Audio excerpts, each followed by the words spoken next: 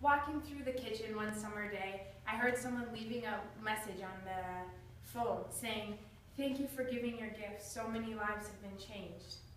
I realized walking through that I've almost become immune to hearing these words about my mother spoken.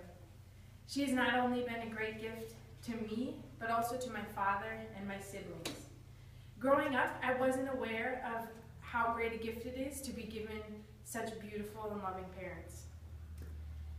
She has been a witness to me of a tenderness for herself, a gaze of love on others, and the courage to follow her heart.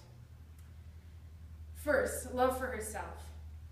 She's probably, I can say with all honesty that she's not the best at some of the normal mom things, such as having Easter baskets ready or cookies after school.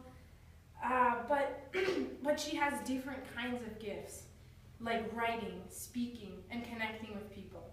And these do take her time and energy, but she's willing to work with them and understands her vulnerability and is able to share this with people, which is able to connect her in a very beautiful way with hundreds of people.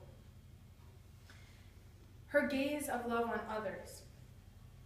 One of my mom's favorite writers, Father Giussani, said, "Unless you have an affection for yourself, you can't love others." Now I know this is true after this past summer. An Italian family called my parents and asked if we would consider having one of their sons come and stay with us for the summer. My parents took this very seriously and in the end decided to say yes. This was one of the hardest summers of my life, as well as for many of my siblings. The boy who stayed with us had had a very hard childhood, and from that had developed some special needs, which were very frustrating for me to deal with. I didn't know how to love him.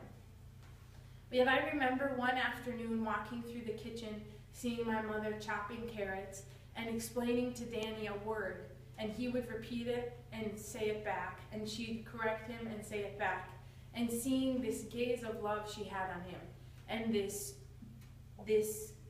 acceptance of him. And I understood at that moment that she was able to accept him with all his struggles because she was aware of all her own vulnerabilities. She was on the same level as him. Finally, the courage to follow her heart. About 2 years ago, my mom had a sadness that when women become mothers, it's basically an intellectual hazard, as my mom says. They no longer read, they no longer talk about anything other than kids' activities and diapers. So she wanted women to talk about something more real, to keep learning about their hearts. And so she began a small book club in Crosby, which then grew into, it's now international in Hungary, Brazil, Italy, Budapest, and tons across the United States.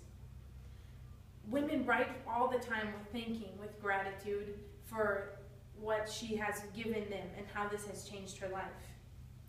And it's this courage that makes her very unique, because I know for myself, when I have a love for something or an interest in something, I often hold back because I'm too afraid.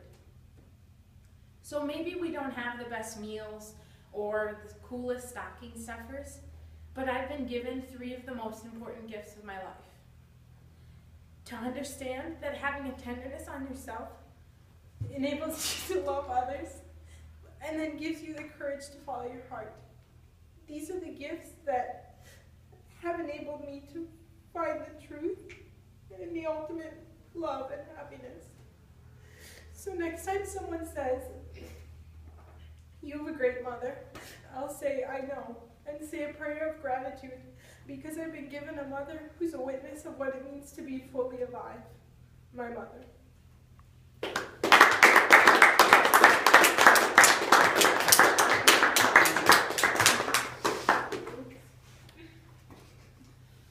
It was a very passionate speech. You were very confident in everything you said. Great outcome. You obviously love your mom a lot, so I think you made a really good choice in who to speak about.